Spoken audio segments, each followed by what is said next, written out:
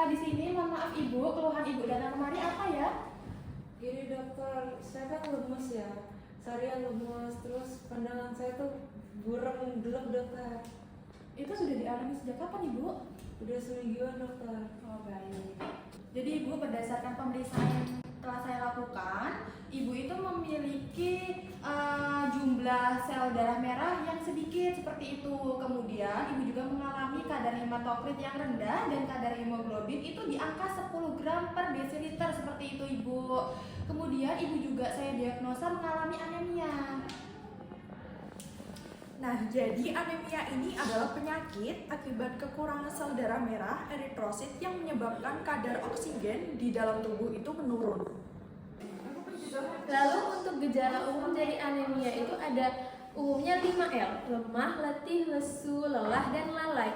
Lalu untuk spesifiknya lagi itu mata penglihatan itu buram, terus ada sesak nafas, lalu ada lagi khususnya itu yang anemia kekurangan zat besi itu kondisi di mana seseorang ingin memakan makanan yang bukan makanan seperti tanah ataupun barang-barang yang bukan makanan.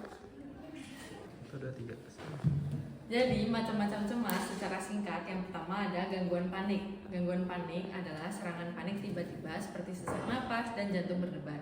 Yang kedua ada fobia spesifik, takut berlebihan terhadap objek atau situasi tertentu. Yang kelima ada OCD atau Obsessive Compulsive Disorder, yaitu pikiran obsesif yang mendorong perilaku kompulsif. Yang ketiga ada PTSD atau Post Traumatic Stress Disorder atau kecemasan akibat pengalaman traumatis. Selain gangguan panik, fobia spesifik, OCD, dan juga PTSD, macam-macam cemas juga ada cemas umum, yaitu kekhawatiran berlebihan terhadap berbagai hal tanpa alasan yang jelas. Lalu yang kedua ada juga cemas sosial, yaitu di mana takut berlebihan terhadap situasi sosial seperti berbicara di depan umum atau bertemu orang baru. Lalu yang ketiga juga ada cemas kesehatan, di mana cemas kesehatan atau health anxiety adalah ketakutan atau kekhawatiran berlebih terhadap kondisi kesehatan meskipun tidak ada bukti medis yang menunjukkan adanya penyakit serius. Adapun etiologi atau penyebab dari anemia itu sendiri yaitu defisiensi zat besi, kekurangan asam folat B9, kekurangan B12, kekurangan sel darah merah, gangguan sel darah merah, gangguan sintesis hemoglobin, defisiensi dalam fosfat, hemolitik eritrosit hancur sebelum waktunya, dan infeksi dari paparan zat toksik. Selanjutnya yaitu ada manifestasi di rongga mulut, yaitu ada 4. Yang pertama itu ada glossitis, merupakan permukaan lidah yang terlihat lebih halus atau licin karena papila lidah nampak menghilang akibat peradangan. Yang kedua yaitu ada stomatitis, yaitu merupakan peradangan yang ditandai dengan luka atau bengkak yang ada di dalam rongga gigi dan mulut. Yang ketiga yaitu ada anular sinusitis, yaitu merupakan inflamasi atau peradangan akut atau kronis pada sudut mulut yang ditandai dengan adanya fisur-fisur. Dan yang terakhir yaitu adalah candidiasis mulut, yaitu merupakan infeksi jamur yang disebabkan oleh jamur Candida albicans. Untuk pengobatannya yaitu yang pertama mengonsumsi obat tambah darah, mengonsumsi suplemen yang mengandung zat besi, asam folat, dan vitamin B12.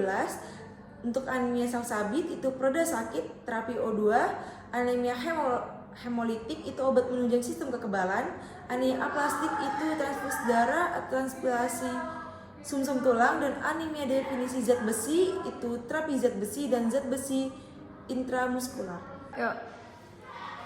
Untuk batas kadar normal hemoglobin menurut WHO untuk anak-anak itu 10-14 gram per desiliter, laki-laki dewasa kurang dari 13 gram per desiliter, wanita dewasa yang tidak hamil itu kurang dari 12 gram per desiliter, wanita dewasa hamil itu 11 gram per desiliter. Nah, selain hemoglobin, ada hematokrit. Hematokrit ini mencerminkan persentase volume darah yang terdiri dari sel darah merah dan digunakan untuk mengevaluasi kondisi seperti anemia. Nah, untuk batas normalnya sendiri itu yang berdasarkan usia dan jenis kelamin. Yang pertama ada pria dewasa yaitu 40 hingga 52%, kemudian wanita dewasa 36 hingga 48%, lalu anak-anak 36 hingga 40%, kemudian bayi yang baru lahir itu 55 hingga 68%. Lalu ada penyakit darah selain anemia. Yang pertama ada hemofilia, di mana darah sukar membeku. Yang kedua ada leukemia, di mana kadar leukosit berlebih. Yang ketiga ada limfomia, di mana kadar sistem yang menyerang kelenjar getah bening. Yang keempat ada sickle cell seperti bulan sabit. Yang kelima ada leukopenia, di mana kondisi medis eritrosit lebih rendah dari normal. Yang keenam ada thalassemia, di mana kelainan genetik sel darah merah mudah rapuh. Yang ketujuh ada polycythemia vera, di mana produksi berlebih sel darah merah yang meningkatkan resiko penggumpalan darah.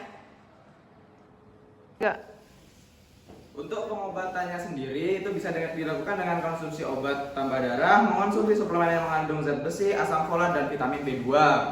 Untuk anemia sel sabit, kita bisa mengonsumsi pereda sakit atau terapi O2.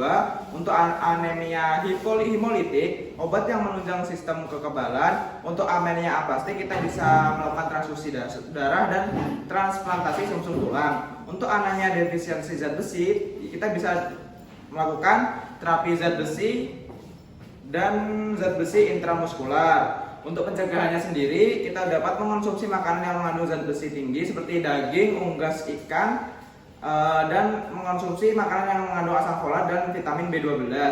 Kita juga bisa mengonsumsi makanan yang tinggi kalsium seperti susu dan lain-lain. Kita dapat mengurangi kafein, teh karena menghambat penyerapan zat besi, dan mengonsumsi vitamin C dan membantu absorpsi. Mengkonsumsi tablet penambah darah rutin, dan yang terakhir kita dapat mengonsumsi buah pir, pisang, dan sayur bayam karena sayur-sayur tersebut tinggi dalam zat besi dan vitamin C. Baik Ibu, saya izin memberikan sedikit edukasi ya Ibu. Nanti Ibu sampai rumah bisa langsung mengonsumsi makanan yang mengandung banyak zat besi ya Ibu, seperti daging atau susu, supaya nanti tekanan darahnya bisa meningkat gitu. Baik, terima kasih ya Ibu. Saya akhiri. Wassalamualaikum warahmatullahi wabarakatuh. Sekian.